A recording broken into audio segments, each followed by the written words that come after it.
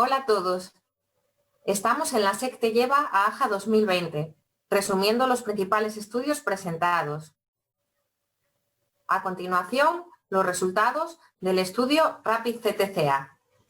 El estudio RAPID-CTCA explora los beneficios del TC coronario realizado en urgencias en pacientes con diagnóstico de sospecha o provisional de síndrome coronario agudo.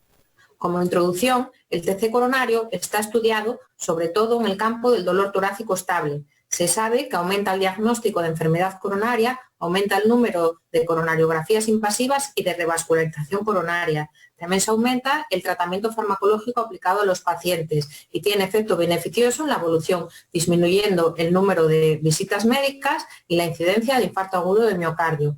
Pero en el dolor torácico agudo, el TC está menos explorado. En los pacientes de bajo riesgo se sabe también que aumenta el diagnóstico de enfermedad coronaria, en los procedimientos de coronariografía invasiva y de revascularización coronaria, pero no hay datos claros acerca de su repercusión sobre el tratamiento farmacológico y la evolución. Y en el campo del dolor torácico agudo con riesgo intermedio o alto hay pocos datos y aquí es donde quiere aportar información el estudio que vamos a explicar. Es un diseño multicéntrico realizado en Reino Unido, aleatorizado y abierto. Los criterios de inclusión: adultos que acuden a urgencias con diagnóstico provisional o de sospecha de síndrome coronario agudo, con al menos uno de los siguientes criterios: antecedente de enfermedad coronaria, elevación de troponinas o alteración en el electrocardiograma. Se excluyen los pacientes de muy alto riesgo, aquellos con infarto sin elevación del ST e insuficiencia cardíaca o arritmias, aquellos que presentan electrocardiograma de alto riesgo o cuando el médico que les atiende considera que necesita un cateterismo de forma inmediata.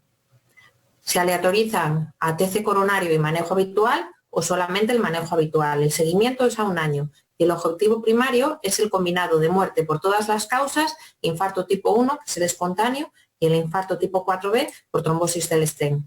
Estas son las características basales de los pacientes: 870 en cada brazo, edad media 62 años, 64% varones. De los criterios que habíamos visto para incluirlos en el estudio, cumplían el antecedente de enfermedad coronaria el 34%, la troponina elevada el 57% y la alteración en el electrocardiograma el 61%. En cuanto al score de Grace, el 75% eran de riesgo bajo o moderado, y aquí también constan los factores de riesgo cardiovascular que estaban bastante presentes en esta población.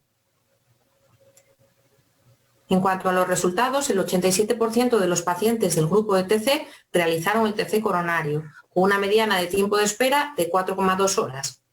En más del 90% de los TCs, la calidad era buena y se pudo realizar un diagnóstico. La dosis de radiación recibida fue una mediana de 3,1 milisievert. Cabe destacar que la mitad presentaban coronarias normales o enfermedad coronaria no obstructiva.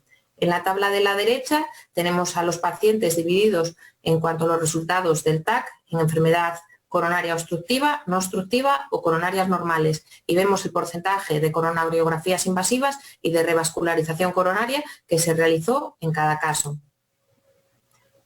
En cuanto al objetivo primario del combinado de muerte o infarto a 1 año, no hubo diferencias entre los dos grupos. La aparición de eventos graves fue del 6% en ambos grupos.